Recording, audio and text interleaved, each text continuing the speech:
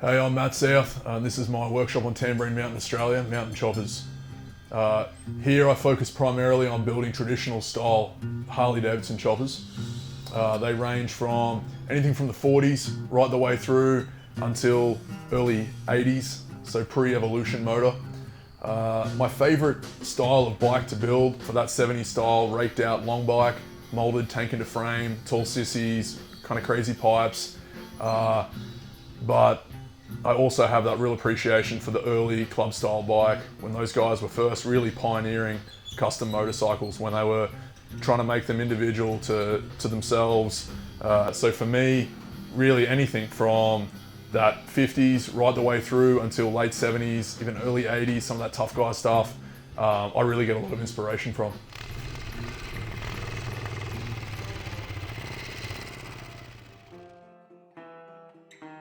Harley-Davidson Australia reached out to me, said, "Hey Matt, we like what you do. Are you interested in doing something with us?" A newer bike that Harley's been sort of playing with in the last 2 years that caught my attention was the Pan America. I think for me, it brought things back to where it all started for me, which was riding dirt bikes in these trails back here through the mountains. So, you know, my response was, yeah, absolutely, I'd like to do something. I've had this trip planned for some time now. I'd like to get my Panhead out to Uluru National Park. That's always been kind of a dream of mine, to ride one of my old Pans through probably one of the most iconic Australian landscapes.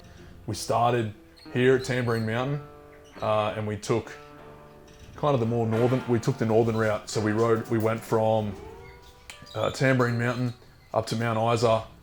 As we came up from Mount Isa, crossing over to Tennant Creek, we started to get warnings through Google Maps that some of these roads may be closed due to bushfire.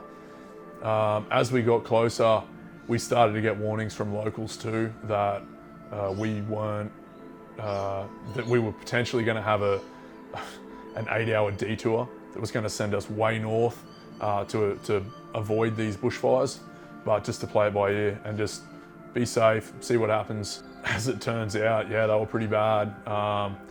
As we came up, as we came along one straight, sort of towards the evening, we could see a glow. The first night we could definitely see a glow off in the distance. We knew there'd be some size about them. The following day, we knew we kind of had to either punch it or turn back around and add that extra 8 hours to our trip. Luckily for us, the fire had subsided somewhat, but was still burning quite heavily off to the side of the road. Not high enough to turn us around. We managed to punch straight through that front and get ahead of it before it then again picked up.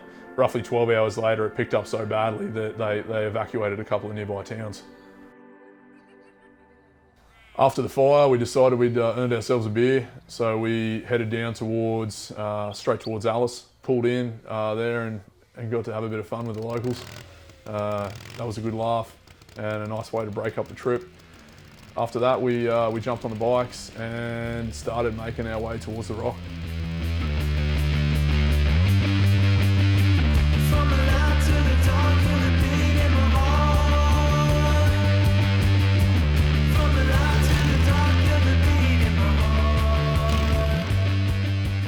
Riding through sunrise at Uluru National Park was probably one of the standouts of this trip.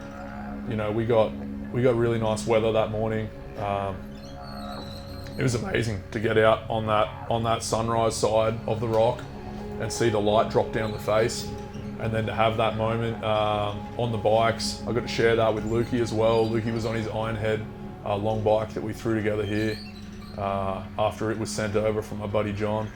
You know, lots of really cool, unique, like one-off experiences that I'll never forget. And yeah, that was certainly one of them.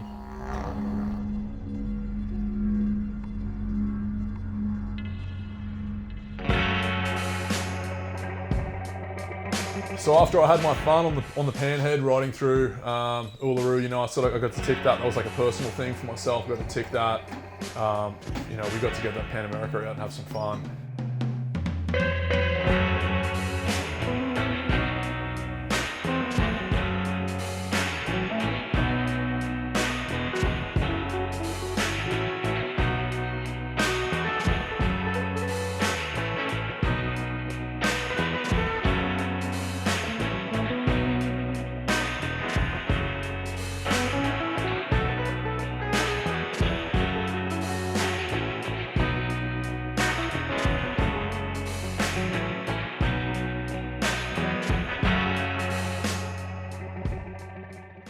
Roughly about an hour outside of Uluru, there's a spot called Curtin Springs.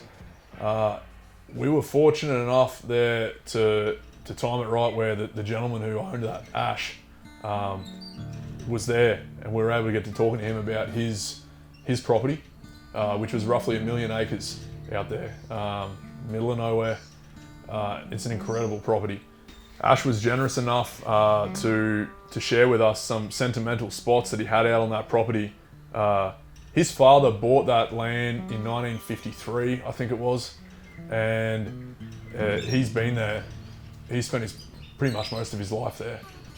So he has a real connection with that land and the people, and that was amazing to hear and to experience. First spot that he took us out to was one of the dry salt lakes, and being as cool as he was, he said, "Hey, put that thing through its paces, go for it." So you know, we got the Pan America out there, cut a couple hoops, and you know, took it for a rip up and down the side of these salt lakes. So from there, we continued on from the salt lake, and we continued out to a spot. It's probably the most iconic location on that property. Also affectionately coined Foolaroo, because as you drive out to Uluru, this thing just sticks up out of the ground, and you instantly, if you've never been there, you assume it's Uluru. So it has a little more significance to Ash. All of his family members that are no longer with us, their ashes are on top of that mountain. And it's a spot that he likes to go out to when he needs some time out. So we were super grateful and appreciative of him to share that with us. And yeah, once you get up to the base of it and underneath it, you really appreciate the grandeur. You know, it's an amazing piece of land.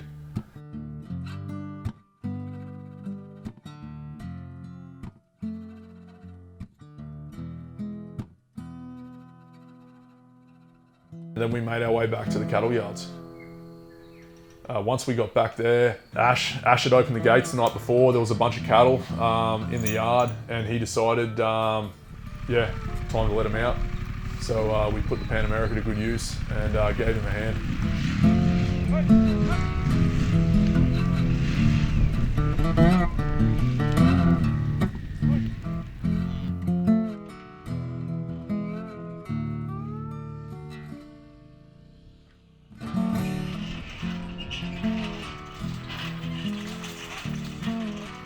Then we moved on to clear the cattle from the yard, get them back out into out the pasture.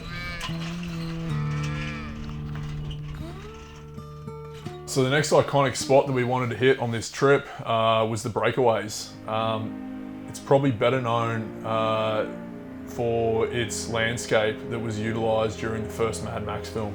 It's this desolate rocky plain that's covered in mountains that are made up of white, red and orange sands. I guess it was formed up after an ancient ocean evaporated from there millions of years ago, and that's what's left. So it's an incredible place.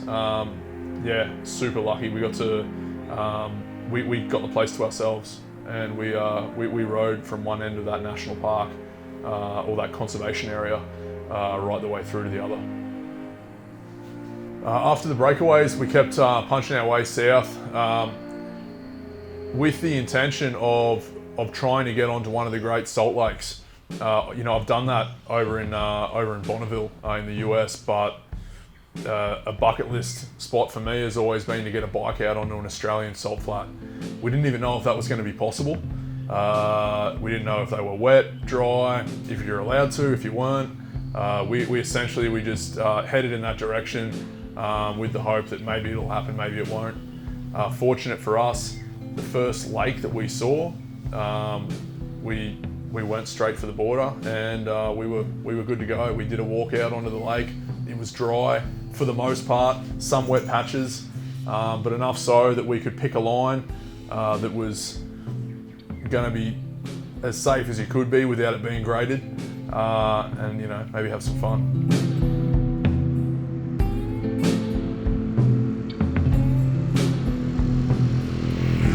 After we ticked off that salt flat box, we were kind of on a high because it was something we didn't think that we were going to be able to achieve. So the next stop for us was riding through Kosciuszko. Now to do that, you've got to punch straight through the back of the outback, through outback New South Wales, and that's what we did. So we made up those miles through outback New South Wales, and early evening we started getting into being not far out from Tumut in New South Wales. I got in touch with a buddy of mine, Matt Machine, and he gave us some really good advice, which I'm so glad we stuck to. He pretty much said, boys, pull up for the night and stay in Tumut.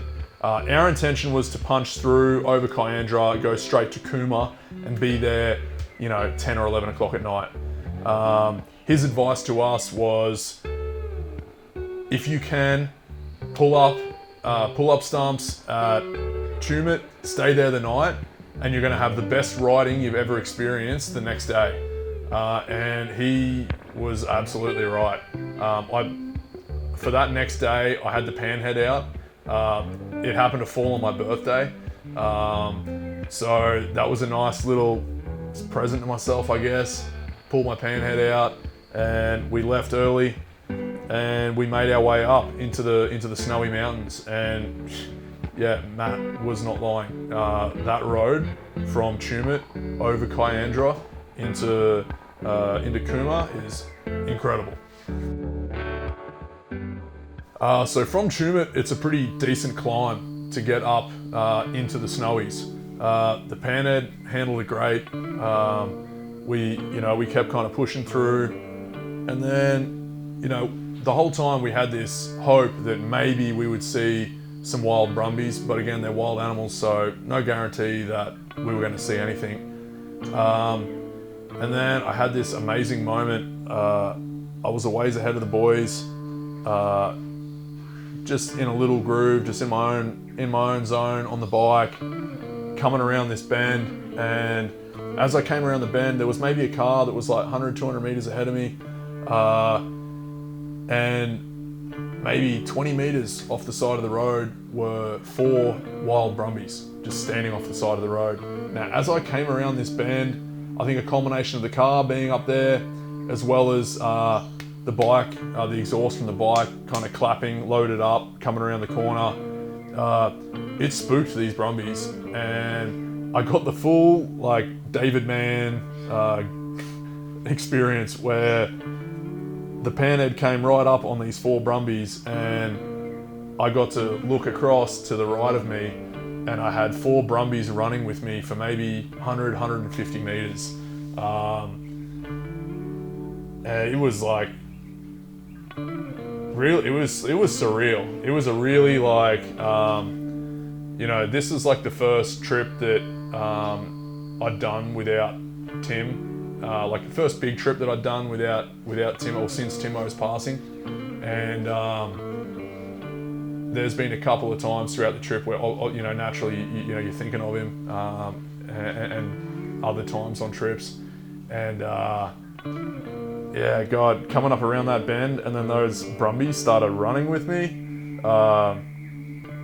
Man, I got kind of choked up coming around that corner, and you know, you can't help but think of, I couldn't help but think of Tim and Big Lloydo, and you know, it was a pretty special moment on that trip. I think really like that was as like simple or as silly as it sounds, like that was kind of the standout on that trip for me, getting that little moment. After that, we kept punching. We got to the hot springs. We got to walk through the caves, have a swim in the hot springs. It was good. I got a good half a day riding that chopper. But it was also a great excuse to pull the Pan America out up in the mountains and see what it could do. And that's what we did. We pulled the Pan America out and we made our way into Cayendra. And it didn't stop. We, again, when we got up there were more Brumbies. They were everywhere. So we ended up, we got to one section where it was kind of off-road into a valley. There were some trails sort of going off, and then just an open valley. And I jumped on, I pulled off the road onto this open valley, like this open plain, and followed these, I think it was maybe 3 wild Brumbies up onto a high top and watched them run off down into the valley. Like, super surreal stuff that I'll never forget. Like, amazing memory to have.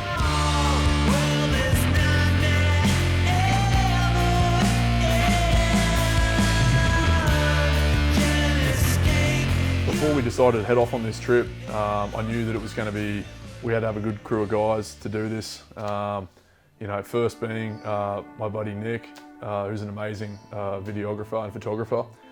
Second being my buddy Luke. Lukey just purchased an Ironhead long bike from a buddy of mine, John Kunk, in the States. John pulled that thing apart, put it on a pallet, sent it over. We had one day, we built that thing, we put it together. John built a beautiful bike, so it went back together really nicely. And you know, Lukey got his first ride of that bike. We pulled it out of the truck at Uluru. So Lukey's first real ride on that bike was through Uluru National Park, which is pretty incredible. You know, and I'm so stoked he got to come on that trip. He's a great dude, and yeah, he made that trip super fun. So all in all, you know, we had a really limited time to get this trip done. You know, Luke couldn't get away from work for very long, nor could Nick, and I certainly couldn't take away that much time from the workshop. So I made the call that we were going to try and knock out the the 8,000 kilometers in 9 days, which was a big ask, but we managed to make it happen, and it was unreal. These trips are the trips that I think as an old man, if I get to that point, that I'll be able to look back on, and you know, they're the ones that'll put a smile on my face.